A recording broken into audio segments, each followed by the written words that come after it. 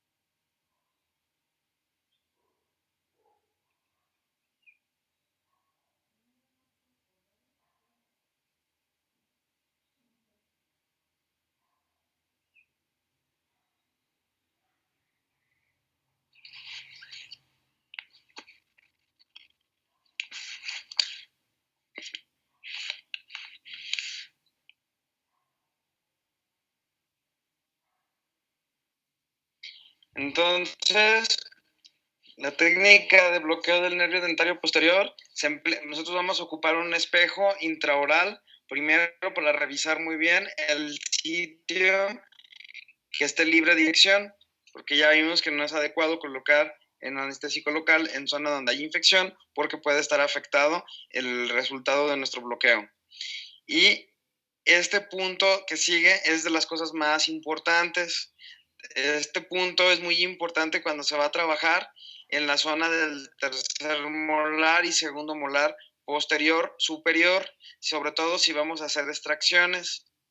Siempre que yo voy a hacer una extracción de un molar superior, de un tercer molar superior, yo le pido al paciente que abra su boca parcialmente. No la va a abrir por completo, porque si abre por completo la boca, el borde anterior de la rama ascendente de la mandíbula me va a estorbar. Entonces yo le tengo que pedir al paciente que abra la boca parcialmente y así me va a permitir yo poder traccionar de una forma más simple el carrillo de nuestro paciente y ahí colocar el anestésico local. Entonces la boca debe de estar relajada para poder permitir la correcta retracción de la mejilla. Siempre debemos de utilizar para hacer este bloqueo, que estamos hablando del que es un bloqueo troncular, que la aguja tiene que entrar a una zona de curvatura del maxilar y a una zona profunda, tenemos que utilizar una aguja larga para poder colocar en nuestro anestésico. Normalmente, cuando sea ustedes como odontólogos generales, van a estar utilizando pura aguja corta en el maxilar superior. En el maxilar superior no es necesario utilizar aguja larga, siempre que vayan a hacer anestesia supraperióstica o submucosa de la región del maxilar, es suficiente con una aguja corta. Las agujas cortas tienen menos calibre y es más fácil que nosotros podamos controlar el chorro de anestésico local que estamos colocando y al paciente le va a doler mucho menos.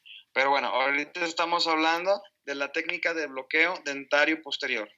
En esta técnica sí tenemos que utilizar una aguja larga que se va a insertar frente a la raíz mesial del primer molar en la parte más profunda del surco mucogingival.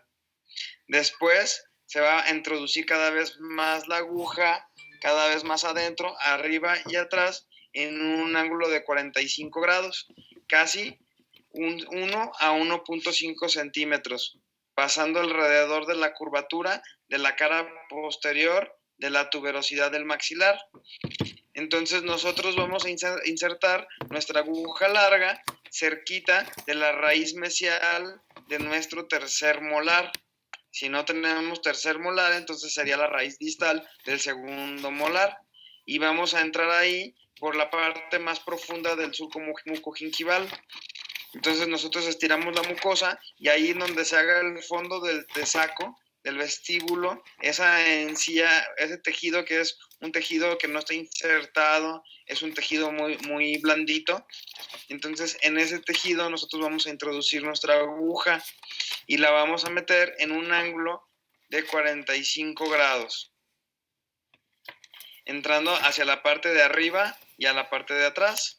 Si ven en esta imagen, aquí tenemos este tercer molar que tiene su raíz mesial.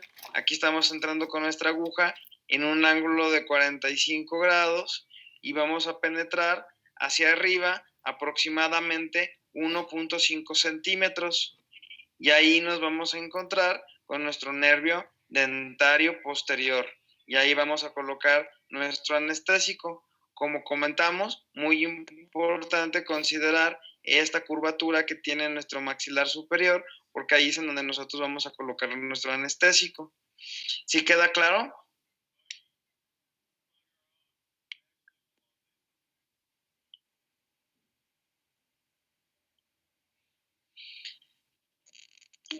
Sí, todo bien.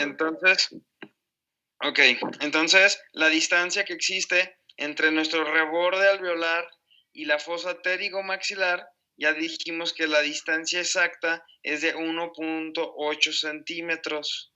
Si algún día les llama la curiosidad y tienen algún cráneo, un cráneo verdadero, pueden medir y pueden tomar todas estas mediciones para que ustedes vayan ubicando bien la anatomía y puedan tomar estas medidas. Actualmente ya la tecnología nos permite imprimir los cráneos de nuestros pacientes, los cráneos maxilar y mandíbula de nuestro paciente. En alguna oportunidad yo les voy a enseñar estas impresiones en 3D para que ustedes las vean en físico. Entonces, estas impresiones se hacen a partir de una tomografía. La tomografía entonces la mandamos a nuestro paciente, le hacen unos cortes de tomográficos muy finos, y estos cortes yo se los mando a un ingeniero, y este ingeniero tiene una máquina para imprimir esta tomografía, y entonces me puede imprimir el cráneo de mi paciente y la mandíbula de mi paciente. Obviamente este recurso es un recurso de verdad invaluable que nuestros maestros o nuestros pasados cirujanos hubieran querido tener, porque entonces gracias a estos estudios ahora nosotros ya podemos tomar medidas exactas. Por ejemplo, si yo voy a hacer una cirugía ortognática, yo puedo tomar las medidas exactas del grosor de la cortical del hueso que voy a cortar, puedo medir la dimensión del borde basal de la mandíbula, puedo medir la distancia exacta de la espina de Spix, donde está el nervio, donde entra el nervio dentario hacia el conducto de la mandíbula. Puedo medir todas estas posiciones anatómicas que para mi cirugía son fundamentales. Entonces ahora ya las cirugías son cirugías mucho más precisas, porque yo puedo operar a mi paciente en el laboratorio antes de operarlo en quirófano. Entonces, esto ha hecho que las cirugías pues sean mucho más seguras, sean cirugías mucho más rápidas, porque nosotros podemos ubicar estas situaciones anatómicas. Y todo esto se los menciono porque para nosotros como cirujanos maxilofaciales es muy importante la ubicación de la fosa pterigomaxilar cuando hacemos cirugía ortognática.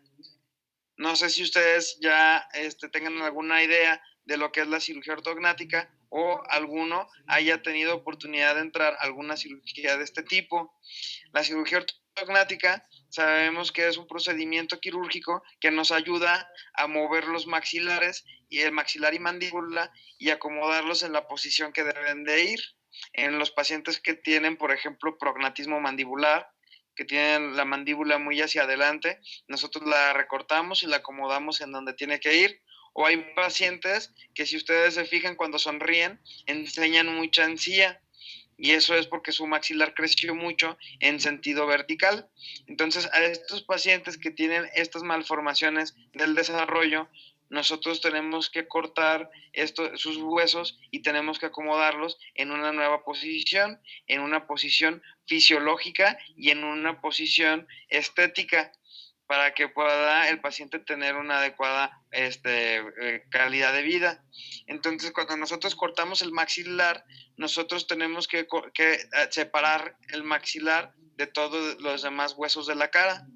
Entonces nosotros hacemos un corte que empieza desde aquí, desde la escotadura piriforme, en el borde anterior de nuestro maxilar superior, y empezamos a hacer un corte por debajo de los ápices de los dientes, pasa por debajo el corte del contrafuerte malar, que ya sabemos muy bien que aquí la cortical es más gruesa, y vamos a llegar hacia la zona de la tuberosidad del maxilar. Nosotros tenemos que separar el maxilar y nosotros vamos a meter un cincel, y con este cincel vamos a fracturar la sutura pterigomaxilar, la parte donde se une el borde posterior de nuestro maxilar superior con el borde anterior de la apófisis pterigoides, del hueso esfenoides. Entonces nosotros tenemos que separar este hueso de esta sutura, la sutura pterigomaxilar, para poder desprender el maxilar y poderlo mover libremente hacia adelante, hacia atrás, hacia abajo, o hacia arriba. Si, por ejemplo, tenemos que impactar el maxilar porque el maxilar está muy largo, nosotros cortamos una lajita de hueso de los dos lados del maxilar y nosotros impactamos el maxilar, lo subimos. Entonces, esta cirugía antes era muy difícil porque no sabían exactamente dónde estaba la fosa pterigomaxilar que contiene la arteria maxilar interna, y uno de los riesgos por los cuales nuestros maestros siempre estaban muy estresados era que lastimaran la fosa pterigomaxilar y se llevaran la arteria maxilar interna y provocaran un sangrado muy difícil de controlar. Nosotros sabemos que la arteria maxilar interna es una rama terminal de nuestra carótida externa, junto con la arteria temporal superficial. Son las dos arterias terminales de la carótida externa. Entonces, en este punto, la arteria maxilar interna es una arteria bien cortita que mide menos de 1 centímetro, por eso es muy difícil encontrarla y produce un sangrado muy profuso que se encharca luego la zona de la cirugía. Entonces, si nosotros cortamos esta arteria, pues imagínense, la arteria maxilar interna es la arteria encargada de llevar la irrigación a todo el paladar duro, a toda la región del vestíbulo, del maxilar superior, lleva irrigación a toda la zona de la mucosa de la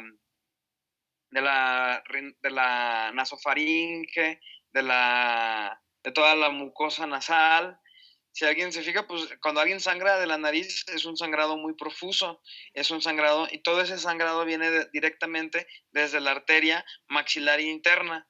Todas las arterias palatinas se desprenden de las arterias descendentes de la maxilar interna. Entonces la arteria maxilar interna tiene muchísima presión. Si nosotros ya comentamos que son dos arterias terminales, la arteria maxilar interna y la otra arteria terminal es la arteria temporal superficial, que esa pasa por la articulación temporomandibular, pasa hacia esta zona. Entonces, por ejemplo, si nosotros cortamos la arteria temporal superficial, el chorro de sangre puede salir hasta 1 metro o 2 metros de distancia de donde nosotros estamos cortando, porque es sangre que viene directita del corazón, directita de la aorta, de la carótida común, que va hacia la carótida externa y de ahí hasta las arterias terminales, y pueden producir un sangrado que es un sangrado muy difícil de controlar. Cuando sangra la arteria temporal superficial es más fácil controlarla porque ahí sí tenemos mejor visión y ahí la podemos pinzar y la podemos cauterizar. El problema de la maxilar interna es que no se localiza tan fácil. Entonces, nosotros, los maxilos de antes, el único recurso que tenían era que sabía que con el cincel no se podían meter hacia más arriba de 1.8 centímetros porque se iban a meter a la fosa y se iban a llevar la arteria. Entonces el cincel siempre tenía que entrar bien perpendicular a la tuberosidad del maxilar para para que no se fuera hacia arriba el cincel y se metiera hacia la fosa y produjera un sangrado muy cañón, una complicación que nadie de nosotros quisiéramos encontrarnos nunca. Entonces, en este caso que estamos anestesiando, por eso sabemos que no hay que meternos más allá de 1.8 centímetros, pero yo les comentaba que estos estudios nos permiten eliminar las variantes anatómicas, porque en el libro nos dice, en el libro de técnicas quirúrgicas, nos va a decir que no nos metamos más allá de 1.8 centímetros para no meternos a la fosa pterigomaxilar, pero existen variaciones anatómicas en donde a lo mejor alguien pueda tener la fosa pterigomaxilar no tan arriba, sino que más abajo. Y si nosotros nos confiamos nada más a la pura técnica quirúrgica, aunque la probabilidad sea muy poca, pues por esta variabilidad anatómica podemos entonces meternos en una complicación. Entonces, por eso la cirugía siempre había sido muy estresante, siempre muy compleja.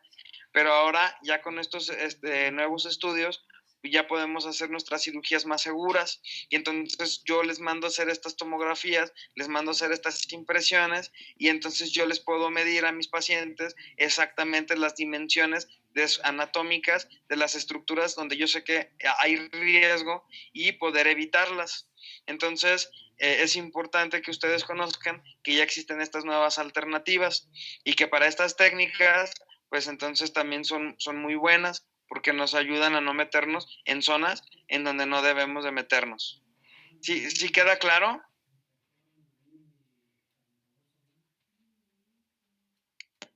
Sí, doctor. Entonces aquí en esta diapositiva, gracias, entonces aquí en la diapositiva nos dice que la aguja por ningún motivo debe de penetrar más allá de 1.8 centímetros porque vamos a sobrepasar el nervio y lo más importante es que nos podamos meter al plexo pterigoideo, a la arteria maxilar interna. Por la misma razón, la aguja debe mantenerse siempre cerca del hueso a lo largo de su inserción y aspirar siempre antes de inyectar, porque si nosotros colocamos el anestésico local dentro de la arteria, sabemos que podemos producir una isquemia importante en toda la región del maxilar, que sabemos que no es una complicación muy grave, pero bueno, no es una complicación que nosotros queramos tener, porque sí existe un riesgo de que sabemos que una de las ramas de la arteria maxilar interna es la arteria meningia media, que lleva la sangre hacia las meninges, y es ahí donde sí puede haber una complicación más grave, porque el anestésico local se puede ir hacia las meninges y puede provocar convulsiones en nuestro paciente. Por eso les digo que esta técnica no es una técnica para odontología general, sino más bien es una técnica para cirugía facial. Entonces vamos a ver cuáles son las complicaciones y las contraindicaciones de hacer este bloqueo. O sea, cuáles son las complicaciones de que ustedes como odontólogos se metan a una zona donde no les toca. Incluso no porque ustedes quieran hacer este bloqueo, sino porque ustedes se desorienten y metan la aguja más profundo, pensando que están haciendo una inyección supraperióstica. Si ustedes se meten muy adentro, en este fondo de saco, podemos entonces darle a algún vaso o una arteria colateral de la arteria maxilar interna que puede provocar un sangrado dentro del tejido y puede provocar un hematoma. Entonces, en la región de los bloqueos maxilares, ese es de los riesgos que tenemos mayores si nosotros no nos ubicamos bien en la zona donde estamos colocando nuestro anestésico, podemos provocar un hematoma. Entonces, siempre para reducir este riesgo, hay que ir entrando con la aguja bien despacito, colocan el anestésico, después entran otra vez con la aguja, colocan el anestésico, pero ya hubo efecto del anestésico que colocamos previamente y ya hubo vasoconstricción. Eso nos permite que podamos ir entrando cada vez más con la aguja, con menos dolor y además con menos riesgo de lesión. Entonces, por favor, aquí anoten esta diapositiva.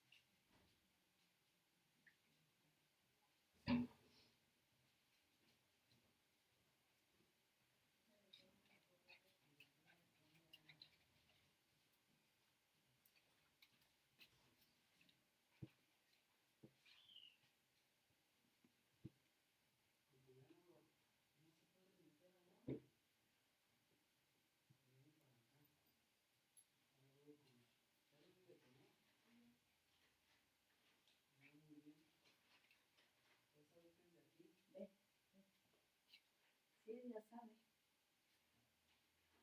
Aquí se libre.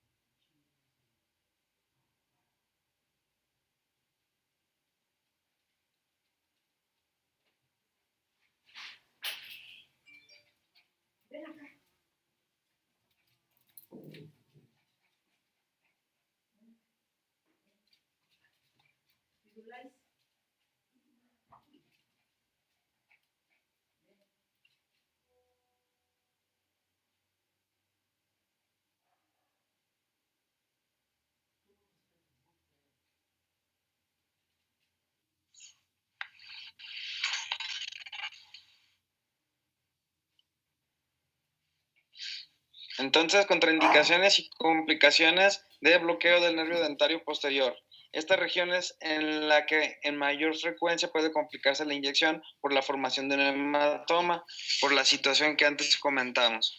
Algún dentista temerario que mete una aguja larga, la mete bien profundo y aplica el anestésico rápido en una zona donde no debe de ser, entonces se lleva la arteria y produce entonces un sangrado dentro del tejido blando que no se puede contener, y este sangrado está muy activo y se empieza a inflar el tejido como si fuera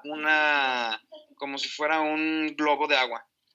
Y esto es bien frecuente. A mí me han mandado muchos pacientes con este tipo de complicaciones que pueden llegar a ser de manejos muy complicados, con necesidad de intervenirlos y dejar hospitalizados al paciente. Simplemente que iba por un bloqueo para quitar una carillecita para hacer un tratamiento simple, y la aguja se metió hacia donde no tenía que meterse y se produjo entonces que se rasgara la arteria y empezara a producir un sangrado.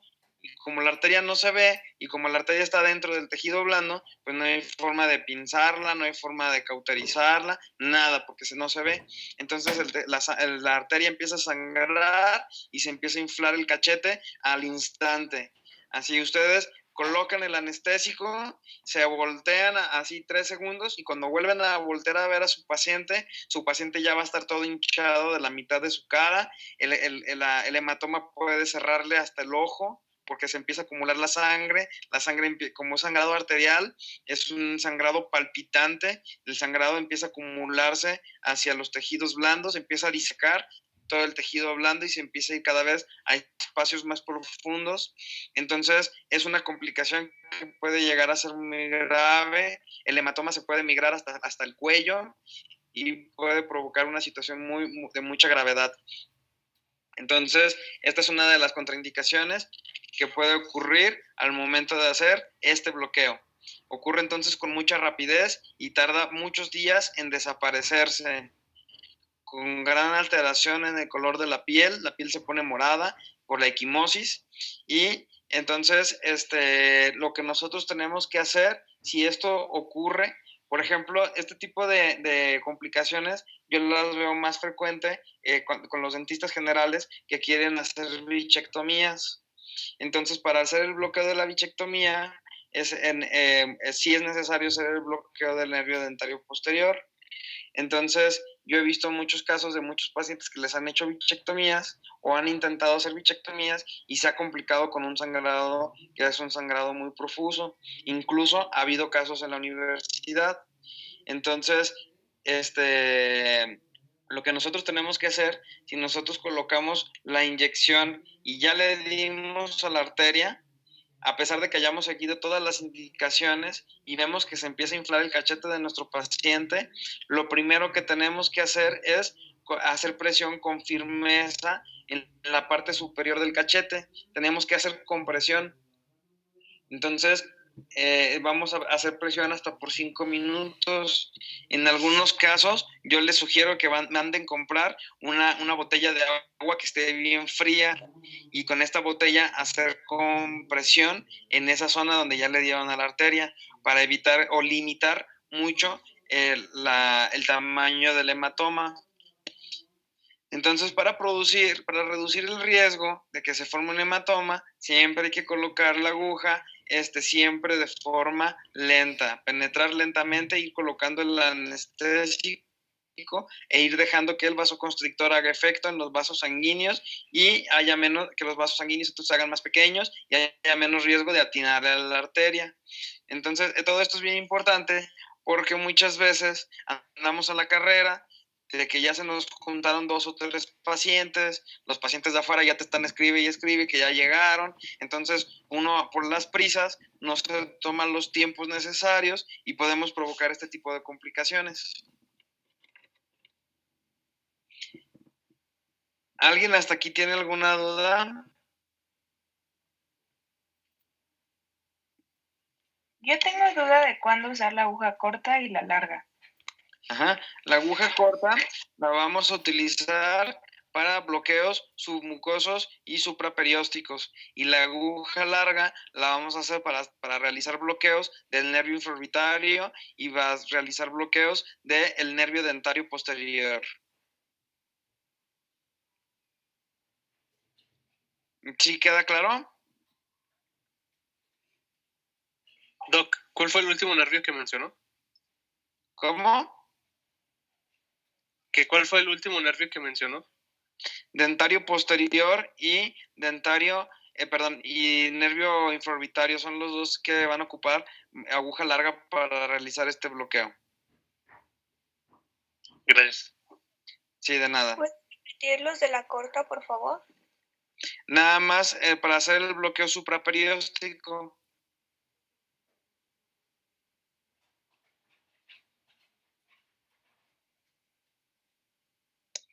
¿Alguien más tiene alguna otra pregunta?